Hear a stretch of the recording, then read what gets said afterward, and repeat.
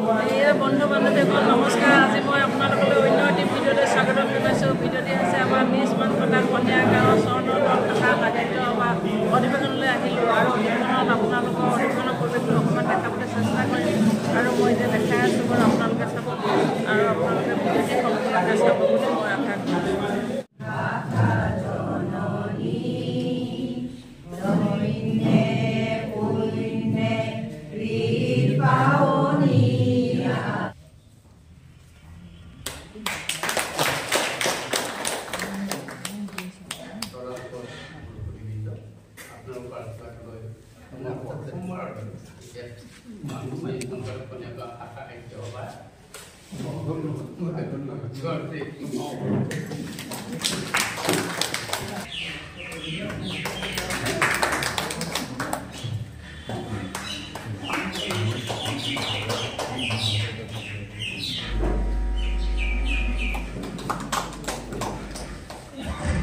সকলোৰে পৰিচিত শ্ৰীযুত প্ৰশান্ত শইকীয়াদেৱক মঞ্চলৈ আহিবলৈ অনুৰোধ জনালো।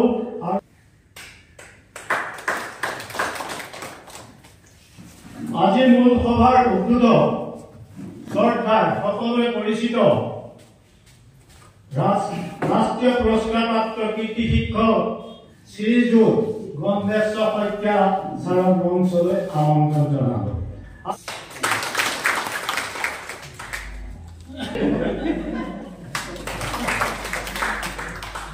সাহিত্যিক শিক্ষক সমাজকৰ্মী শ্ৰীযুত শ্যামন প্ৰসাদ শৰ্মাক মঞ্চলৈ আমন্ত্ৰণ জনোৱা হৈছে।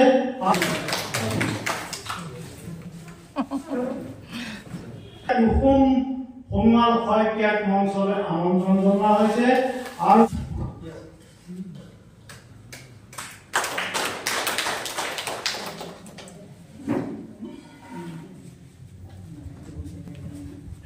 ডিব্ৰুগড় জিলা সোণোৱাল কছাৰী সাহিত্য সভাৰ সভাপতি শ্ৰীযুত দিব্য সোণোৱাল দেৱক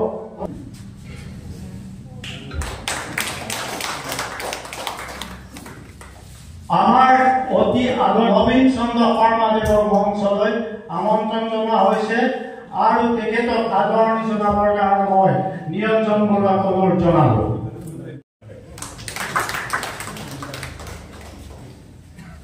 বৈজয়ন্তিকৰ গগৈক মঞ্চলৈ আমন্ত্ৰণ জনোৱা হ'ল। খগেন চন্দ্ৰ ভূঞালীক আপোনাক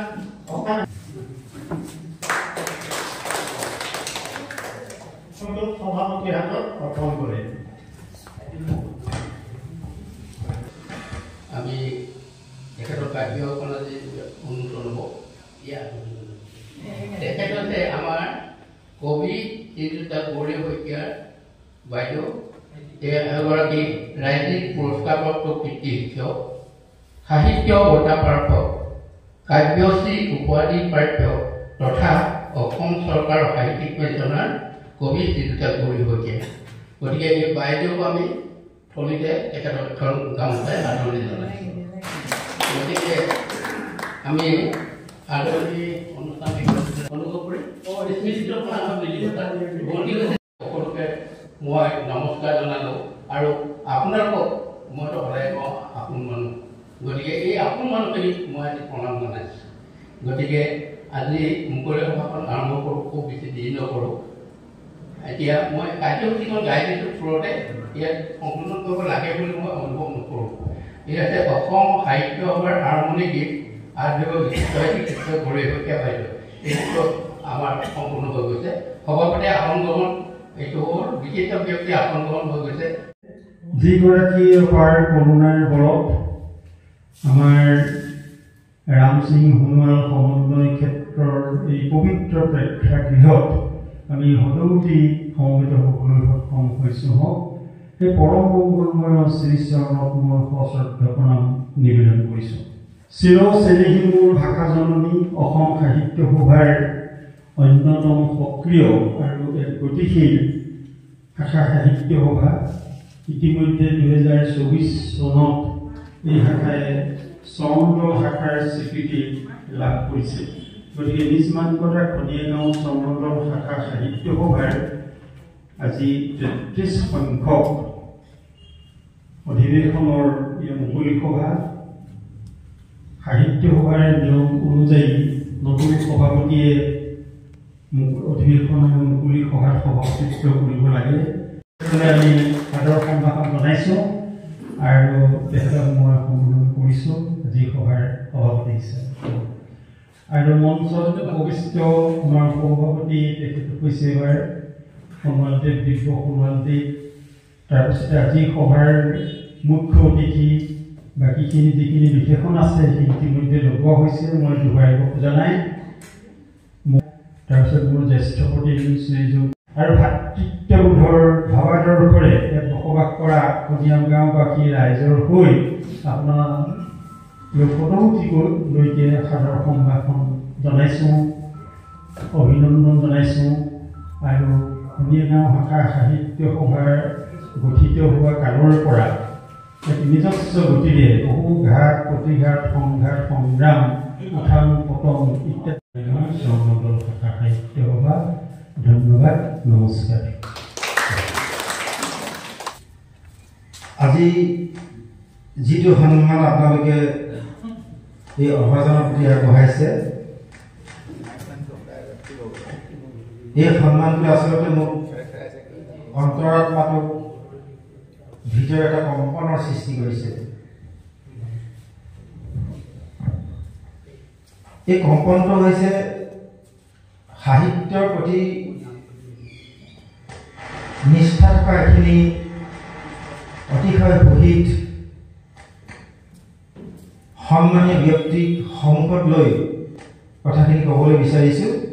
আৰু মোৰ এই মনটোৱে কৈছে মই যে ক'ৰবাত ভুল কৰিম আৰু সেই ভুলৰ চিনাকি হৈছিলোঁ। এই অভাজনে ডিব্ৰুগড় জিলা সাহিত্য সভাৰ যিখন মন্দাকিনী বুলি মুখপত্ৰ বছৰেকত এবাৰ 1975 চনৰ সেই সময়ত আমাৰ প্ৰতিনিধি বা তেনেকুৱা সেই সময়ত যি আমাৰ আলোচনী আছিলে, সেই আলোচনীত প্ৰকাশ হোৱা গল্পবোৰ এটা সুৰ পাব, কিন্তু আধুনিক জীৱনলৈ কঢ়িয়াই অনা এটা বাৰ্তা পাব। গতিকে সেই বাৰ্তাটো সেই দুটা যিটো সংগীত কম্বিনেশ্যন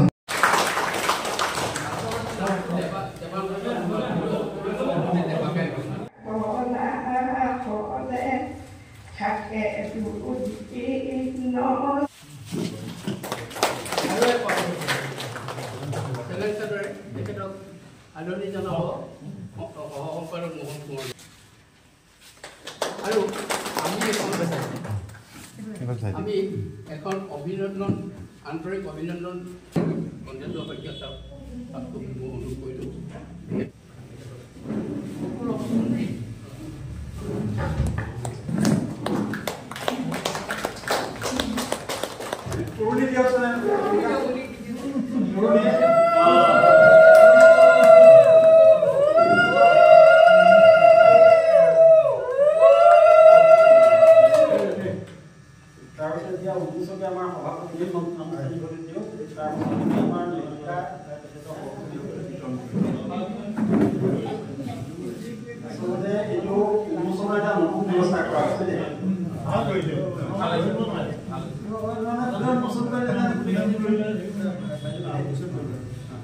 অনুষ্ঠানটোৰ কাৰণে আমি নিজ মাত্ৰ বিষয়ববীয়াৰ সদস্যক ধন্যবাদ জ্ঞাপন কৰিছোঁ। আৰু আপোনালোকৰ 26 চাওক আপোনালোকে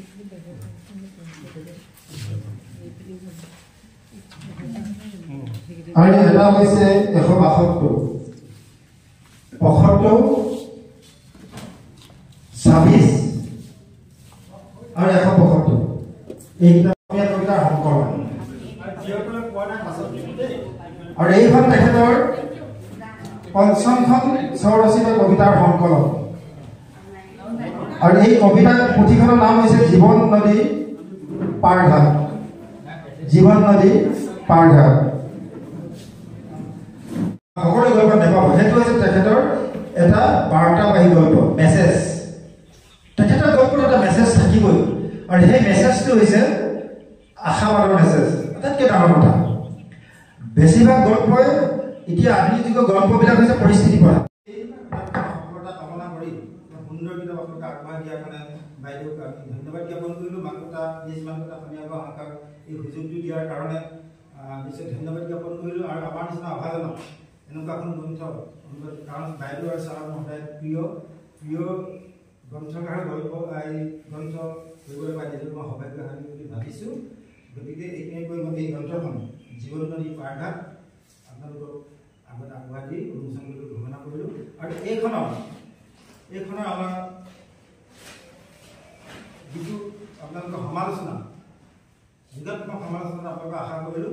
আৰু আমাৰ যিখন ডিব্ৰুগড় জিলা সাহিত্য বা পত্ৰিকা, এই সাহিত্য বা পত্ৰিকাত আমি সেইখন প্ৰকাশ কৰিবলৈ আমি আপোনালোকক কথা দিলোঁ। ধন্যবাদ।